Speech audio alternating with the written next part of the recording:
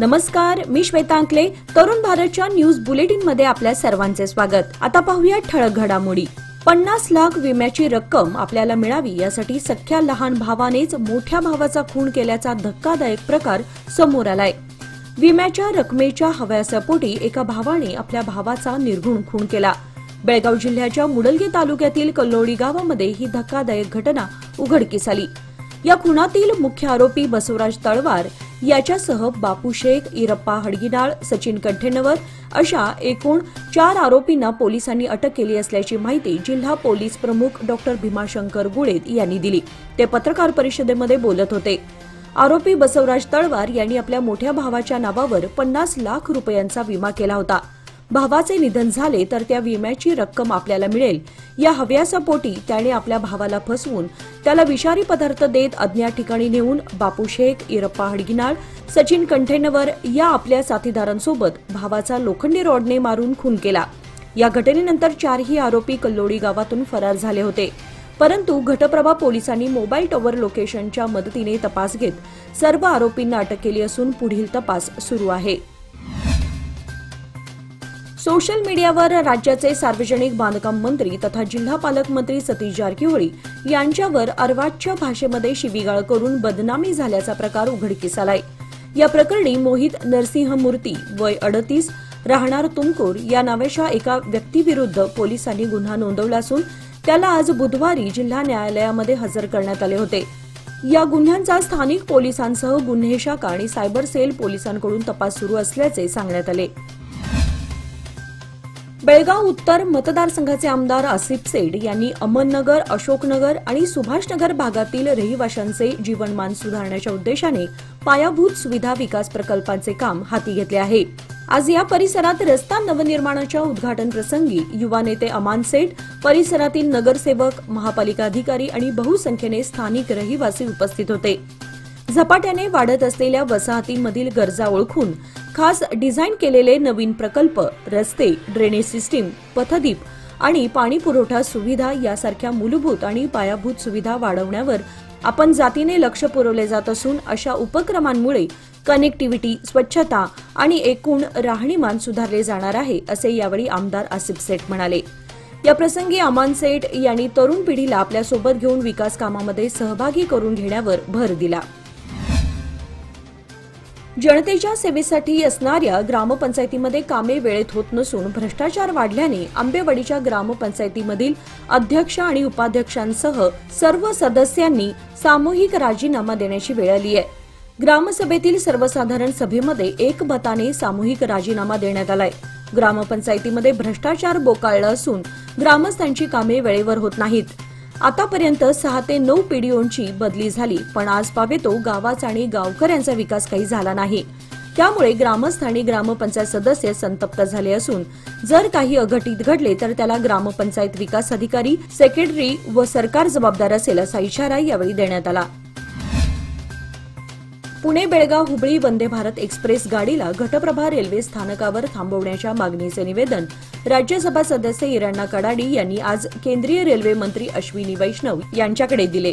दिलेल्या निवेदनासंदर्भात राज्यसभा सदस्य इराण्णा कडाडी यांना सकारात्मक प्रतिसाद दिला असून त्यावर आवश्यक ती कार्यवाही करण्याचे आश्वासन केंद्रीय रेल्वे मंत्री अश्विनी वैष्णव यांनी दिलं आहे.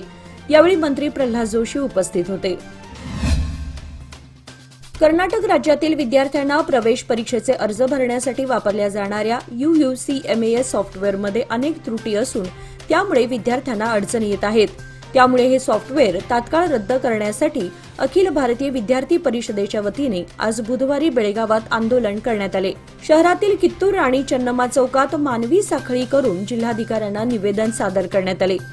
UUCMAS सॉफ्टवेअरमध्ये त्रुटी आढळून आल्याने विद्यार्थ्यांचे हाल होत आहेत. मात्र विद्यार्थ्यांचे प्रश्न सोडवण्यासाठी प्रशासन पुढे येत नाही. हिवाळी अधिवेशनात सुवर्णसौधला घेराव घालू असा इशारा अखिल भारतीय विद्यार्थी परिषदेच्या वतीने देण्यात आला.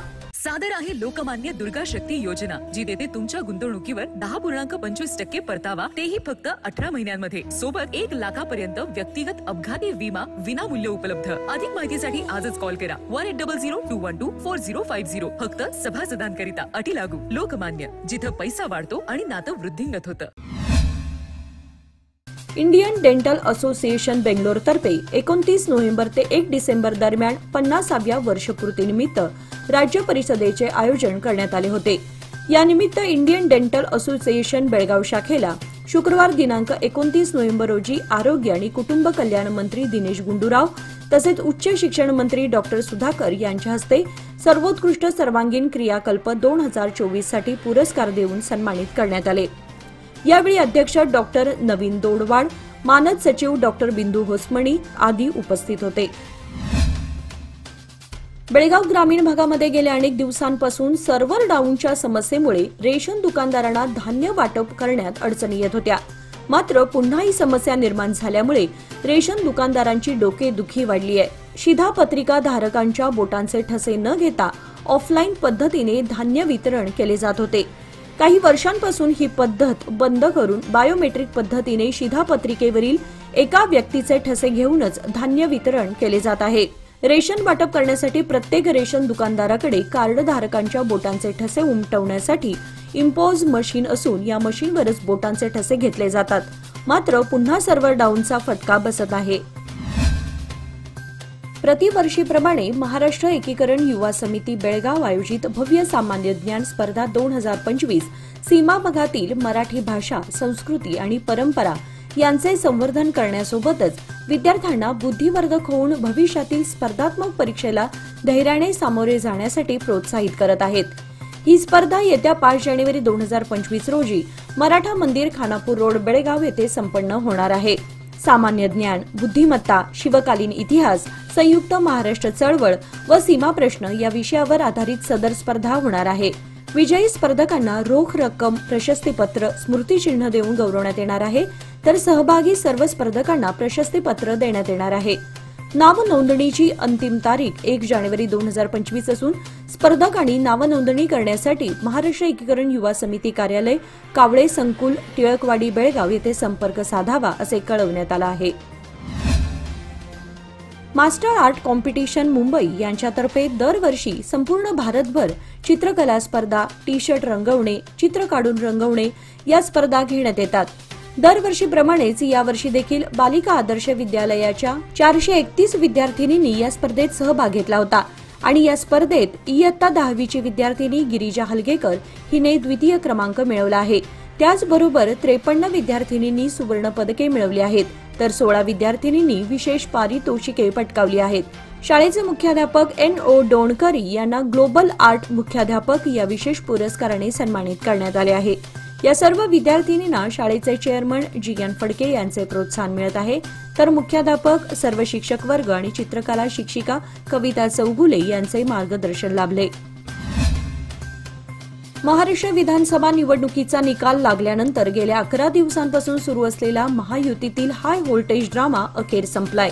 देवेंद्र फडणवीस यांचा मुख्यमंत्रीपदाचा मार्ग अखेर मोकळा झालाय। पक्षाच्या कोअर कमिटीच्या बैठकीत देवेंद्र फडणवीस यांची विधिमंडळाचा नेता म्हणून निवड करण्यात आली आहे। त्यामुळे फडणवीस हेच मुख्यमंत्री होणार असल्याचं स्पष्ट झालंय। गुरुवार दिनांक 5 डिसेंबर रोजी देवेंद्र फडणवीस यांचा आझाद मैदानावर ग्रँड शपथविधी सोहळा होणार आहे। मुख्यमंत्री पदाच्या शपथविधीनंतर राज्याचे 21वे मुख्यमंत्री म्हणून फडणवीस राज्याचा कारभार सांभाळतील। या बैठकीत भाजपचे वरिष्ठ नेते, केंद्रीय निरीक्षक विजय रुपाणी आणि अर्थमंत्री निर्मला सीतारमण उपस्थित होते। शहापूर, बेळगाव येथील आदर्श मराठी विद्यामंदिर प्राथमिक शाळेमध्ये बुधवार दिनांक 4 डिसेंबर रोजी निवृत्त मुख्याध्यापिका गीता पवार तसेच भरत बडमंजी यांच्या वतीने शाळेला कार्यालयीन ग्रंथालयासाठी लोखंडी रॅक भेटीदाखल देण्यात आले। यानिमित्त आयोजित करण्यात आलेल्या कार्यक्रमादरम्यान मुख्याध्यापक विठ्ठल पाटील यांनी गीता पवार आणि भरत बडमंजी या दाम्पत्याचा उपस्थितांना परिचय करून देऊन सन्मान केला। भारता बागेवाडी यांनी आभार व्यक्त केले। या प्रसंगी शाळेतील शिक्षक गीता खंडूकर, माया लोहार, रेणुका शिनोळकर, शिक्षक JB पाटील आणि विद्यार्थी वर्ग उपस्थित होते।